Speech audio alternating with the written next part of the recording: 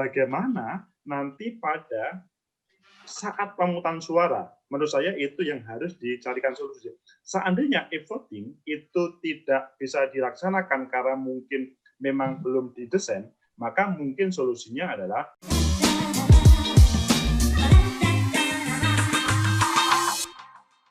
Assalamualaikum, selamat siang, salam sejahtera untuk kita semua, saudara pecinta masa depan negeri. Sore ini kita akan dialog dengan Prof. Siti Zuhro dan Mas Khairul Anam, Ketua KPU Jawa Timur, diundang oleh teman-teman El-Sinta. Jadi secara nasional kita sambung, kita Zoom meeting terkait dengan bagaimana pelaksanaan pilkada pada 9 Desember nanti.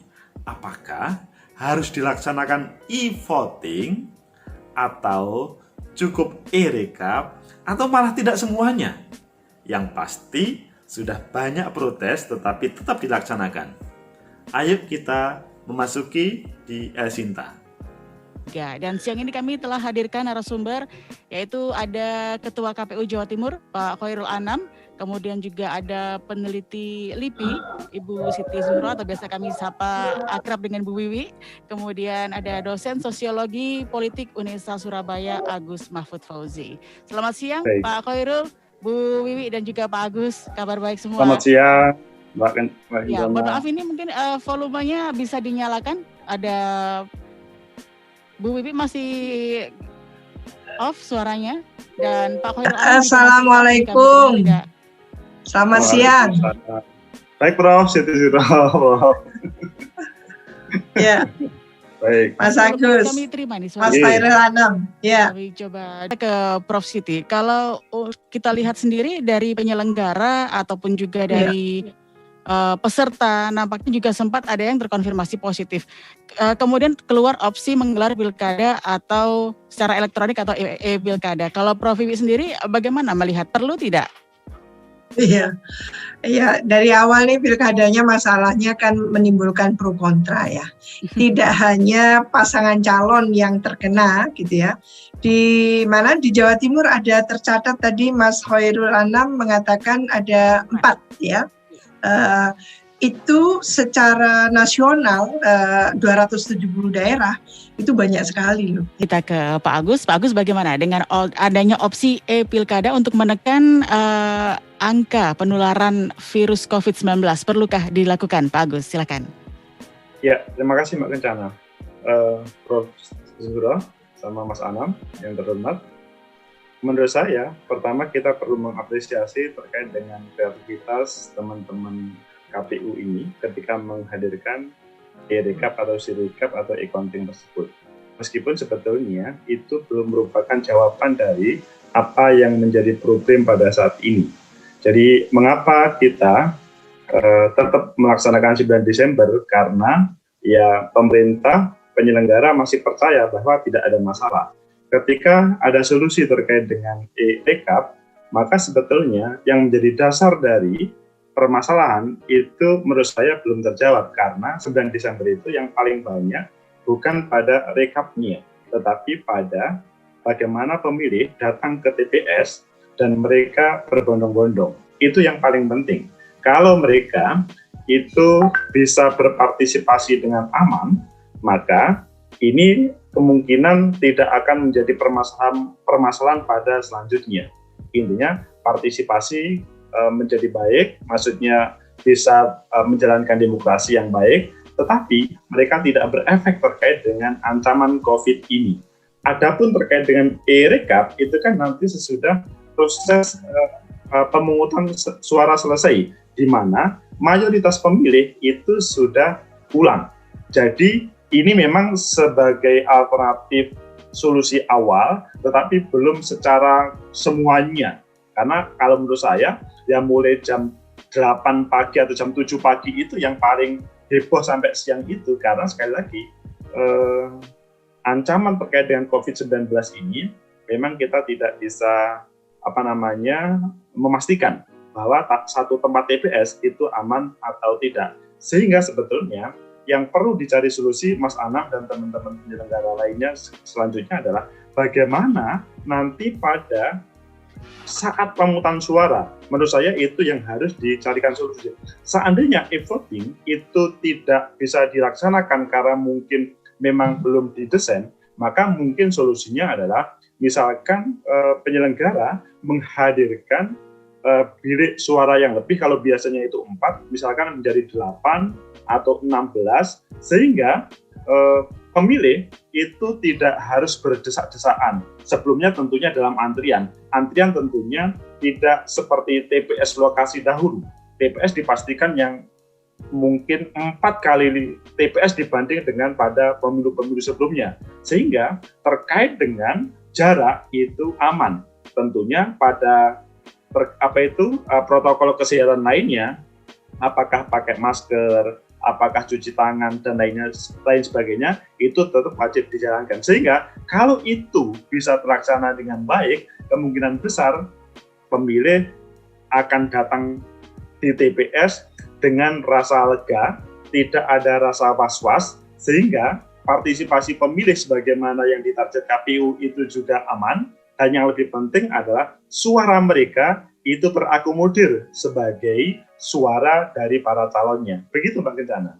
Baik ya, Pak Anam, ini selain menggunakan Sirekap, kemudian kalau dari KPU sendiri memanfaatkan apa saja yang menggunakan alat elektronik, Pak? Ya, selain rekap, ya sebenarnya kita sejak awal kemarin sudah melakukan banyak kegiatan pemilu kita menggunakan aplikasi ya. Itulah dialog di El Sinta tadi. Mbak Kencana membawa dengan baik dialognya. Ya, Mas Anam sebagai penyelenggara memberikan penjelasan bagaimana pada saat ini persiapan 9 Desember itu menyiapkan e-rekap, yaitu sebuah instrumen rekapitulasi yang katanya sih pada hari itu juga bisa langsung selesai. Kalau biasanya itu kan 1 hari di TPS atau bahkan 2 hari di desa atau 3 hari, kemudian di kecamatan, kemudian dibawa ke kabupaten. Ini pada sore hari itu langsung selesai. Pertanyaannya, apakah hal itu sudah bisa memberikan solusi terkait dengan apa yang menjadi problem Pilkada 9 Desember itu? Itulah yang harus kita jawab. Saya merespon, begitu juga Prof. Siti Zuhro dari LIPI itu juga merespon.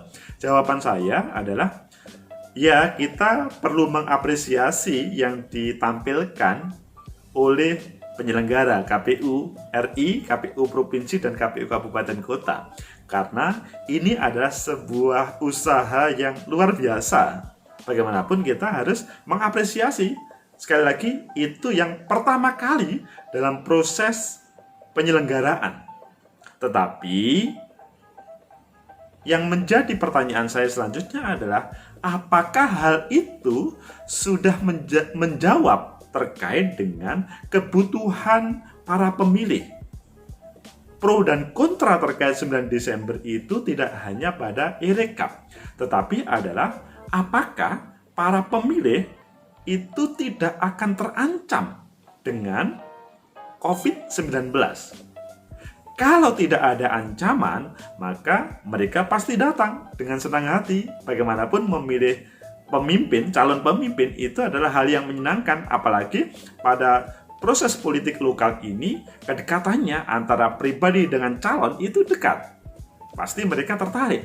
Tetapi kalau mereka datang ke TPS ada ancaman, maka itu yang akan menjadikan para pemilih enggan datang ke TPS.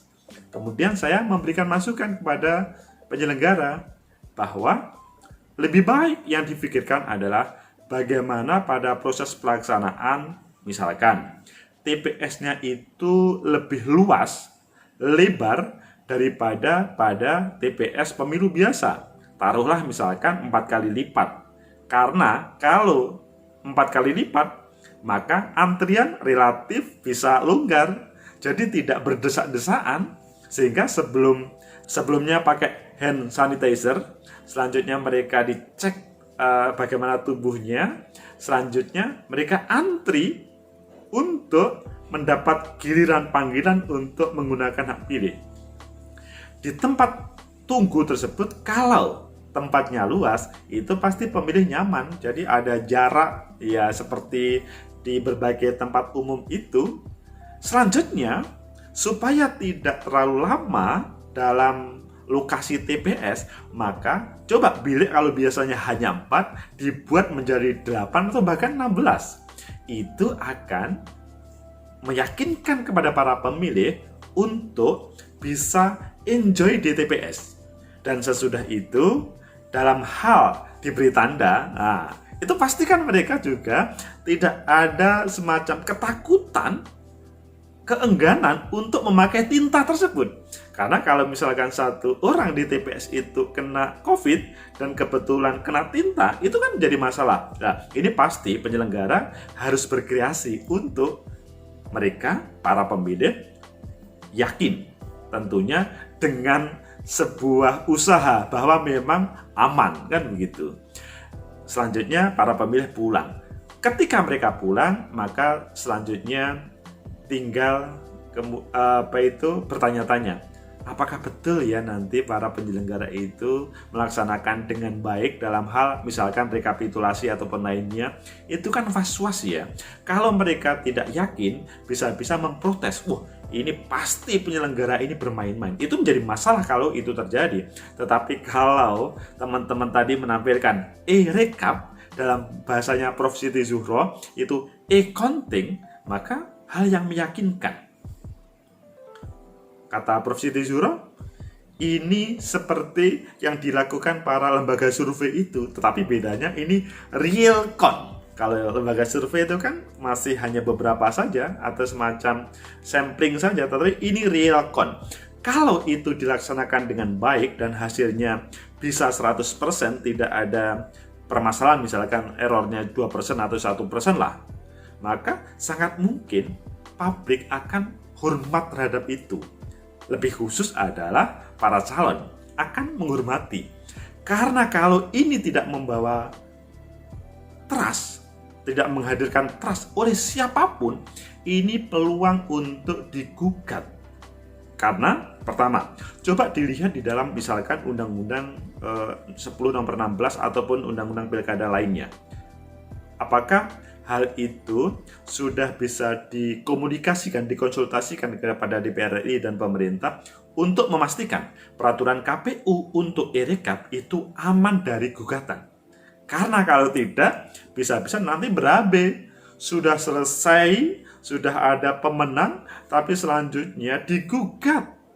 Itu hal yang menyakitkan. Tapi saya yakin kok, kalau misalkan semua pihak itu menghormati apa yang menjadi kesepakatan demi kebaikan para pemilih dan demokrasi, terselamatkan demokrasi, maka hal itu akan bisa diterima oleh semuanya. Ya memang sebuah pertaruhan yang luar biasa. Kalau KPU dan Bawaslu itu on the track semuanya, tidak ada yang main-main, itu merupakan pintu awal para calon untuk yakin terhadap e-counting atau e-rekap atau si-rekap tadi. Sehingga nanti hasilnya akan bisa dijadikan referensi hukum memutuskan siapa pemenang, siapa yang kalah. Ayo para peserta pemilu, pastikan saudara semua mendukung teman-teman penyelenggara ya. Karena memang kalau tadi saya mengatakan, kalau saya boleh memprotes, ya lebih baik pilkada ini kita komunikasikanlah bagaimana, apakah tetap 9 Desember atau tidak. Karena sudah diputuskan ya kita mengikuti, hanya memang terkait semua protokol kesehatan dan keamanan pemilih itu yang paling kita utamakan. Sehingga para calon supaya tidak menjadi masalah pada kemudian hari, ayo semuanya berembuk. Tidak cukup berembuk ya, karena sudah diputuskan oleh teman-teman penyelenggara. Silahkan konsultasi kepada partai masing-masing, kepada pimpinan partai politik masing-masing, karena yang mengusung rata-rata kan pimpinan partai politik kan, untuk apakah hal ini diterima atau tidak.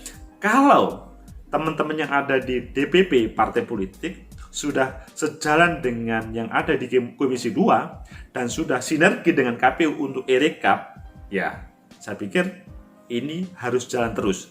Tetapi kalau misalkan teman-teman DPP partai itu belum sinergi, ini perlu ada solusi. Karena kita tidak ingin misalkan penyelenggara yang dijadikan masalah atau publik sebagai penikmat atau user dari proses demokrasi ini dibuat suasana yang digantung oleh suasana yang benar nggak sih? Benar nggak ya? Ini ada main-main nggak? Itu jangan.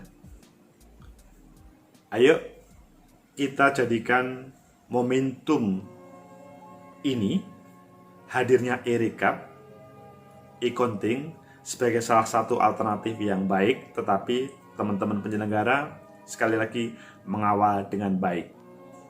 Semoga pilkada di masa pandemi 9 Desember nanti solusinya solusinya betul-betul bisa menjadi jawaban, meskipun ya memang belum 100%, tapi minimal itikat baik penyelenggara memfasilitasi pemilih itu menjadi sebuah itikat yang direspon baik oleh para peserta, dan yang paling penting adalah semua hak pilih dari pemilih itu bisa tercover, bisa berubah menjadi calon yang akan menang di pilkada nanti, akhirnya bisa dilantik dan memimpin daerah itu lebih baik.